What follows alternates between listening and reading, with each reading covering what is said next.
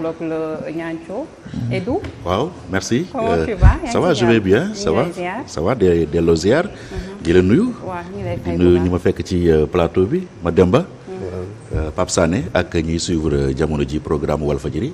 waaw le temps que ñu dalal sunu invité di docteur Babacar Niang moom mi ngi soog a egsi mais le temps que ñu bàyyi ko mu souffler ñu dugg ak Pape Sané tey Pape nga war a waxtaanee un sujet d'actualité mooy li am si sunu prison yi xam naa moo la gën a inspiré. Tout à fait. li am camp pénal semaine passée.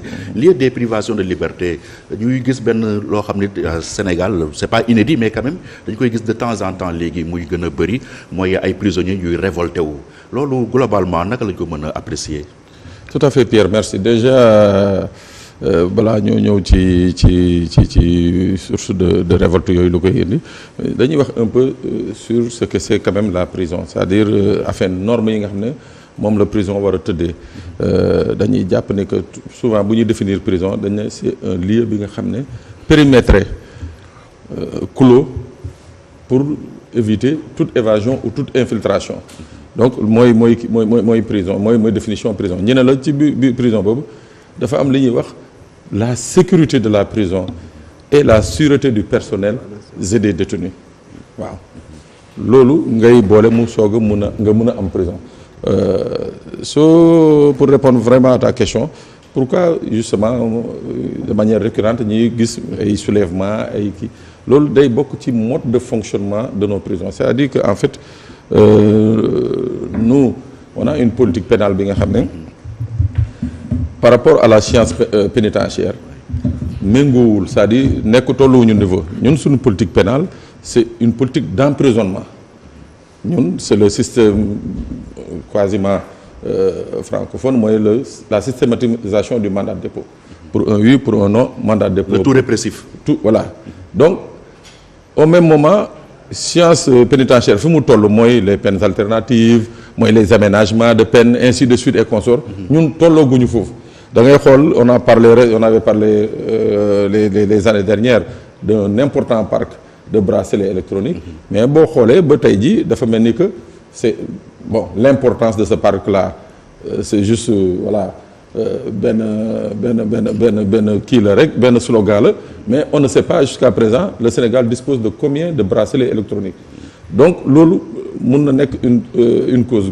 pourquoi je dis que ça peut être une cause parce que avec la systématisation du mandat de dépôt il y a ce qu'on appelle une surpopulation surpeuplement carcéral surpeuplement carcéral foo ko dégg te à côté amul les normes yi nga xam ne moom nañu indiqué au niveau de l'Organisation internationale des prisons mooy le ratio prisonnier garde su amul rek dañuy gis justement ce genre de situation mooy lan mooy dañuy gis ay prisonniers yi nga xam ne qui sont en surnombre par rapport aux gardes te loolu bu amee mooy que les droits des prisonniers parce que on oublie souvent dans ce pays que même étant en prison vous avez des droits waaw le prisonnier a des droits donc loolu bu amee ce n'est pas une négation des droits. Non, c'est pas une négation des droits. C'est-à-dire qu'il y a peut-être une restriction, mais vous avez des droits.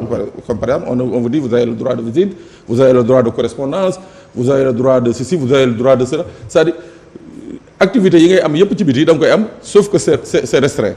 Donc loolu su demee ba benn moment mënatoo am droit à ces activités-là parce que justement du fait de la surpopulation carcérale, du fait du manque de personnel.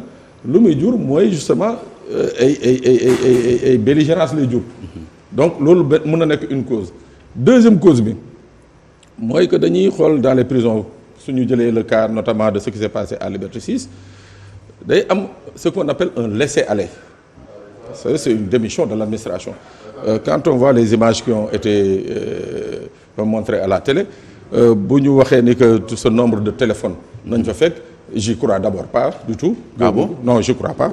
La manipulation. Non, c'est de la manipulation. Ah oui? Non, Pierre. À quelle fin? Non, c'est-à-dire c'est juste pour justifier la répression bi nga xam ne moom la ñu def sur les prisonniers moo tax on a sorti ces trucs-là. Pour moi, mon point de vue c'est clair. Mais vidéo yi circulé quand même, ce sont des prisonniers ñoo ko filmé de l'intérieur. Mais Pape loolu yàgg nañ dégg que am na fi quand même. Non, j'ai dit je suis pas contre la présence de téléphone dans les prisons. J'ai dit mais le nombre qu'on nous a montré c'est pas possible. C'est en fait qu'est-ce que ça veut dire bu dee loolu moom moo nekkoon ci prison bi mooy que toute l'équipe qui était au camp pénal dañ leen war a relever c'est-à-dire que pendant des mois cette équipe-là n'a jamais travaillé. seen faille la. oui en fait c'est là mon point de vue quoi. su dee loolu yëpp dajale nañ ko mu nekk fa biir camp pénal mais c'est-à-dire kon jarul woon sax ñuy monter jarul woon muy am une direction jarul woon mu am ay gardes au niveau de camp pénal c'est-à-dire que ces gens n'ont rien fait tout le temps qu'ils étaient là-bas. te en toile de fond day poser la problématique de la corruption. Justement parce que pour yenn yu mën a accéder foofu il faut que nga jaar rek peut-être garde bi fan quelque part. mais moo tax encore quelque part quand je parle de mauvaise volonté politique mooy que tey Pierre les portiques magnétiques les scanners de passage portiques yi xoolal 2 millions lay jar les scanners là à 5 millions tu arrives.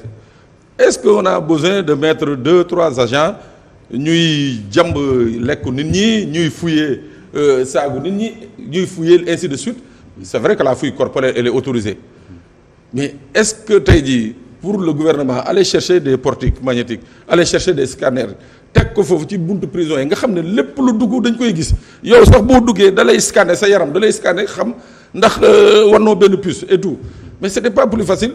Donc je dis encore il y a une mauvaise volonté c'est-à-dire que nous notre politique pénale moo bon mooy que celui qui est en prison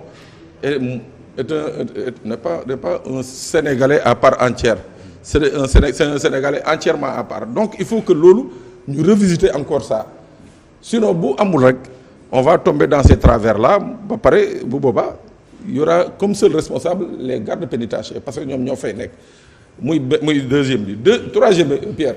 On te dit cette prison qui devait accueillir 500 personnes accueille plus de 1200 personnes et on te dit les hommes chargés de sécuriser journalièrement ces hommes ces prisonniers 12 nañu mais c'est une aberration c'est-à-dire c'est une aberration waaw mooy que tey le personnel pénitentiaire n'est pas en sécurité n'est pas du tout en sécurité moo tax ce qui fait quand il y a ce genre de mouvement d'émeute ou d'humeur la répression est très sévère moo tax la da ngay siy gis est blessé parce que l'espace est clos le personnel sur place n'a pas les moyens humains n'a pas les moyens matériels donc ce qu'il faut mooy le matériel qui est à disposition dans cet espace clos boo fa sànni des grenades mais attends-toi à avoir des blessés ça c'est sûr. Et l'administration pénitentiaire comme de paradoxe dans son communiqué dit qu'il y a pas eu de blessés. Ah, mais c'est pas ce que les prisonniers et leurs familles ont dit. Blessés vidéo yi circulé gis nañu ay blessés. Voilà, c'est pas ce que les prisonniers et leurs familles ont dit. Mais en tout état de cause, mooy que il faut qu'on comprenne une chose dans ce pays mooy que la prison c'est comme n'importe quel quartier de Dakar sauf que c'est un quartier qui est clos où certaines libertés sont restreintes. Mais c'est comme tout ce qui se passe dans les quartiers de Dakar. Donc il faut que cette dimension humaine là ñu jox ko dans les prisons. Voilà. waaw nga baal ma bu dem nga prison Sébikotane. waaw. lu ñuy xaar pour désengorger. Voilà xam nga tey jii la prison de Sébikotane la directrice qui est là-bas moom sa prison dafa jàpp ne que sa prison c'est une prison modèle donc yenn surpeuplement yi du ko nangu. Elle s'y oppose catégoriquement quand le parquet lui envoie day bañ et refuse. C'est ce que ces directeurs de camp pénal et autres je ne sais pas pour quelle raison ils ne peuvent pas refuser comme la dame refuse parce que quelque part aussi il faut comprendre à mon avis c'est mon avis chaque prisonnier a une indemnité journalière qui tourne autour de 1100 francs plus il y a de prisonniers plus il y a de 1100 francs par jour par prisonnier et prisonniers yi li ñu fay lekk par jour soo ko calculer c'est en deçà de 1000 francs donc les gens jouent sur le nombre pour se faire affecter plus de budget alors qu'on aurait pu justement comme Diamniadio Sébikotane voilà désengorger les prisons permettre aux gens à travers des peines alternatives ñi defi leneen état dootul ñàkkati xaalis bi muy verser imagine on te dit 2500 prisonniers à Rebeuss ku ci nekk 1100 francs par jour ça fait combien 1500 au camp pénal ainsi de suite ça fait combien est-ce que les prisonniers vivent vraiment de cet argent-là c'est une question. Les prisonniers dañuy déplorer le fait que li ñu jaayee ay produits ci biti moo gën a cher ci biir prison bi. Mais c'est un paradoxe. C'est un paradoxe c'est-à-dire je crois qu'il y a Guy Marius Sagna qui l'avait dénoncé comment ça se fait que un lieu de privation où tout devrait être subventionné logique pour logique tout devrait être subventionné mais c'est là où tout plus cher qu'au dehors Et puis li ci gën a yéeme il faut le dire, hein. Moi j'avais fait une enquête avec une organisation des droits de l'homme, mais boo demee produits, la plupart des produits c'était des produits yi nga xam ne qui sont à 2 mois de leur date de péremption. Yooyu nañ fa indi teg ko fa. Oui, nañu indi teg ko fa. C'est-à-dire on va voir le commerçant à Sandaga, bu ñu xoolee ni que produit bi dans 2 mois 3 mois la war a jeex, on négocie, on prend et on vient déposer.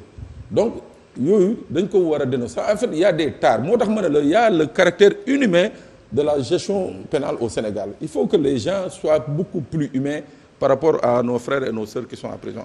Mooy benn beneen aspect bi nga xam ne concernant les femmes, on te dit que par exemple dans le quartier des femmes dañ ne prison des femmes dañ ne il faut prévoir ce qu'on appelle le quartier des enfants ou des femmes enceintes.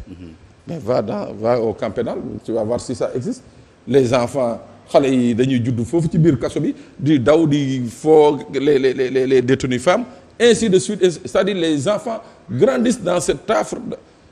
Donc il y a aucune disposition qui est prise pour permettre justement à ce qu'il y ait plus de sécurité pour les enfants. Je parle même pas de leur maman, mais pour les enfants.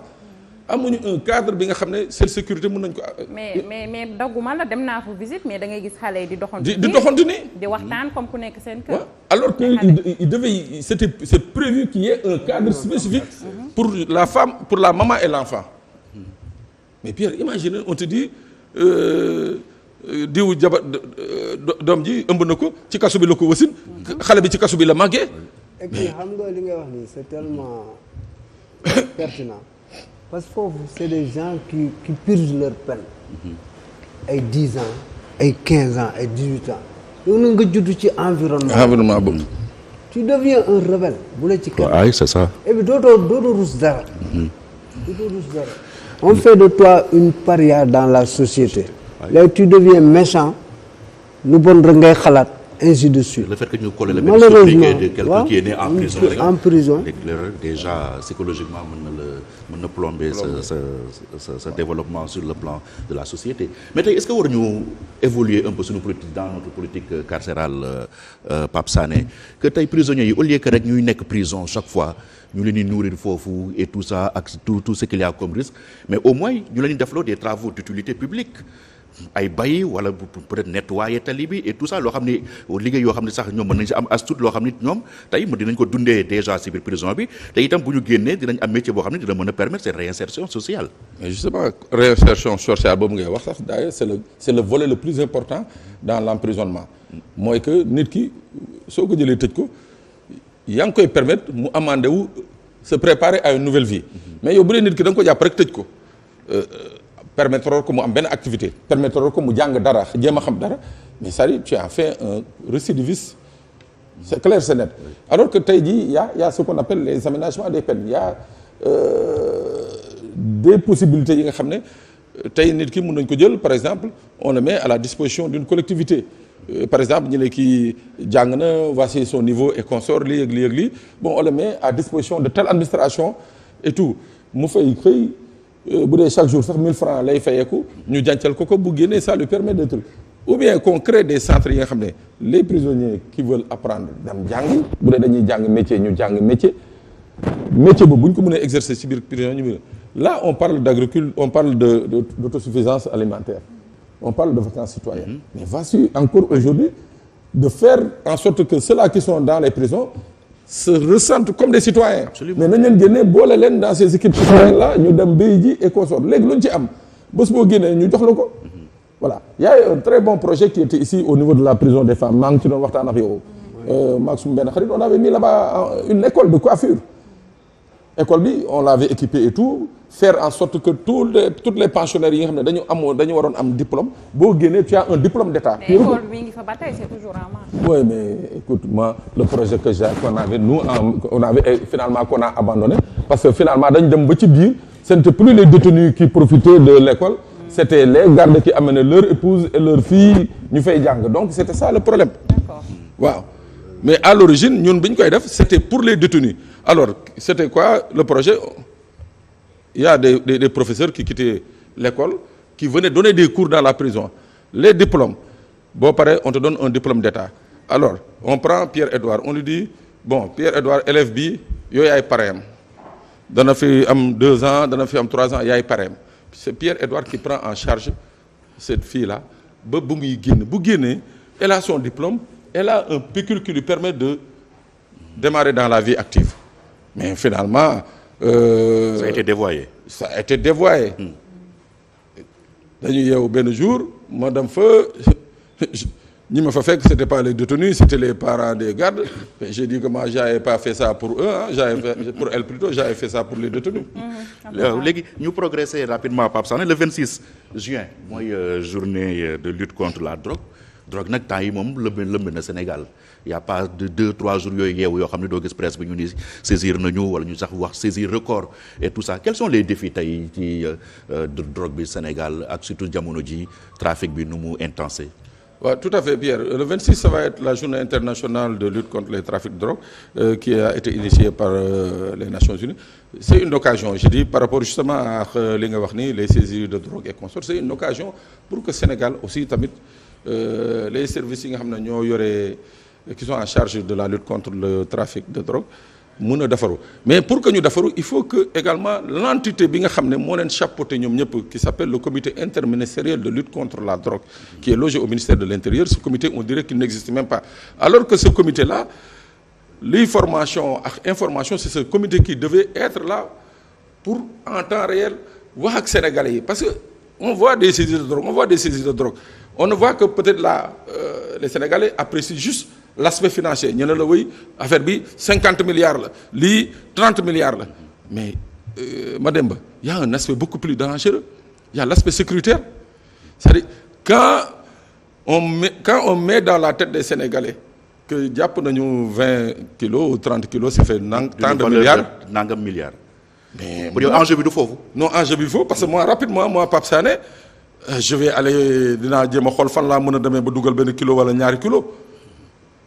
mais l'aspect c'est d'attirer l'attention des Sénégalais sur les méfaits surtout sécuritaires mooy lan mooy quand un pays fait des saisies records de manière récurrente il y a lieu de se poser des questions pourquoi chaque jour Sénégal la ñuy saisir pourquoi pas Mali pourquoi pas Mauritanie pourquoi Sénégal mais mooy kon ñii fii dugg dañu yàpp Sénégal c'est simple là mooy ñii fii dugg dañu yàpp Sénégal. dañu yàpp Sénégal wala surveillance bi moo gën a efficace. Pierre je dis une chose hein, tous les spécialistes le diront chaque fois qu'on te dira que jàpp nañu 20 kilos c'est parce que 50 kilos jàll na ça il faut même pas chaque fois qu'on te dira que jàpp nañu 20 kilos parce que les narcos c'est des gens comme vous comme moi et puis c'est des gens qui sont issus d'organisations ñooñu mun nañu tey jii à travers seen bastions yu ñu installé dans des pays limitrophes faire en sorte que li ñu bëgg rek c'est vrai que duñu y a aucun trafiquant qui voudrait être arrêté mais je dis que des fois je dis bien quand on parle d'une saisie de 3-4 tonnes au Sénégal dis-toi que de l'Amérique du Sud au Sénégal aucun pays n'a voulu prendre la responsabilité de l'arrêter. Et pourquoi? Voilà mais parce que c'est pas bon pour l'image du pays. Cargaison bu jógee Amérique du Sud. la DEA américaine xam na ko. cargaison cocaïne bu jógee DEA Amérique latine la DEA américaine xam nañ ko mais duñ ko nangu jàpp sur son territoire duñu nangu ay représailles dañuy xool donc les pays fi muy jaar naan leen tel pays mais les pays souvent les pays refusent. Pourquoi les pays refusent? Parce que tu t'exposes de manière négative parce que finalement mooy comme li ñuy wax léegi est-ce que le Sénégal n'est pas une plateforme. un narco-État. un narco-État parce que loolu lay nit ñi di daw moo tax les saisies les autres pays refusent même s'ils ont l'information ils se taisent ils laissent passer waaw bu ñëwee par exemple Sénégal ñu saisir ko nous on tape des 2 mains c'est vrai mais l'incident qu'il y a eu bañ ci perte ay 5 marins commandos marins devrait nous pousser à nous interroger comment des gens peuvent alors que marine mu ngi ñëw di intervenir ci seen bateau ñu ubbi les écoutilles bateau bi diig sunu commando yi dee ci biir xam nga l'histoire là on n'en a pas beaucoup parlé je sais pas Mademba on n'en a pas beaucoup parlé mais on devrait se poser la question quand des gens sont capables d'arriver à ce niveau mooy c'est des gens qui sont capables de faire autre chose mais une chose est sûre mooy que les saisies il faut d'abord comme ni nga ko waxee taper des mains mais qu'il n'y ait pas de saisie ce serait mieux. ah mais boy bu fekkee peut-être zone de transit la rek peut-être loolu mën état yooyu mën nañu bàyyi mais bu fekkee dëkk bu ñu koy consommer la nag est-ce que du Sénégal mooy destination finale bi aussi. non le Sénégal n'est pas un pays de consommation le Sénégal c'est un pays bi nga xam ne de transit on appelle ça. donc ñu jàpp ni yëpp lu ci bëri du. non non consommer fii c'est juste dañ fiy jàll pour dem. Pierre un kilo à 80 millions 75 millions c'est imagine un peu gramme bi que ça coûte bon. am na ñu ko fi consommer ah. Oui, mais c'est pas toi, c'est pas moi. Hein. On préfère notre petit joint à côté là. Alors, donc, excusez-moi, bon, je rigolais, hein, on ne touche pas au joint. Donc, en fait, c'est un pays de transit. Pourquoi le Sénégal est à la pointe de l'Afrique de l'Ouest. Le Sénégal a un aéroport et un port qui ont les agréments yi nga xam ne au niveau de l'Union européenne les certifications yi nga xam ne au niveau de l'Union européenne au niveau des États-Unis c'est des certifications de haute facture mooy maanaam quand quelqu'un quitte un autre pays de la sous-région nga wàcc aéroport JFK man ma jógee Dakar wàcc JFK yow nu ñu lay fouiller man duñ ma ko fouiller donc loolu tax na pourquoi Dakar est prisé soo wàccee Dakar soo jógee Dakar ak keneen jógee ci beneen aéroport Afrique bi fii. waaw boo leen wàccee quel que soit l'aéroport boo leen munti wàcc yow tu as un traitement de faveur par rapport ak kooku. D'accord. parce que dañu jàpp ni que notre aéroport et notre port ont les certificats yi nga xam ne ay agence yu mel ni DEA et agence yu mel ni FBI et yu mel ni CA dañu jàpp ni que c'est des ports c'est un port et un aéroport qui sont très sûrs. donc contrôle bi ci am du bëri mais xoolal ñu ci bëri ñi jàpp en Europe récemment il y a un magistrat un procureur de la République d'un pays je le cite Guinée-Bissau qui a été arrêté à Madrid à Sofalaye à Lisbonne avec 3 kilos de cocaïne. D'accord. Parfaitement. Bissau amoon nañ seen benn colonel boo xam ni waa FBI ñoo ñëw ba Bissau. jël si ko yóbbu. donc yooyu loolu la c'est la chance qu'on a mooy ñun sunu port ak sunu aéroport mais il faut pas que tamit à travers ces prises là mu yàq la publicité du Sénégal foofu laay waxee quoi c'est-à-dire jàpp yi baax na c'est très bon mais il faut qu'on mette plus l'accent sur l'aspect sécuritaire pas sur l'aspect pécuniaire. D'accord. Du 40 milliards 50 milliards non mais le danger que ça peut faire dans notre économie et tout je crois que c'est ce qu'il faut. Salma merci. Merci à toi. Mademba merci. amoon na solo lool. merci à toi. jàng nañ ci bu baax comme d'habitude. Voilà. meilleur homme. Non, le meilleur il est là. Ah c'est lui le meilleur aujourd'hui. Je peux prendre ma... non toogal. ayca ñu dem li ñuy waxtaanee yow dem nga si xalaat tout de suite. ndax Covid bi la ñuy waxtaanee.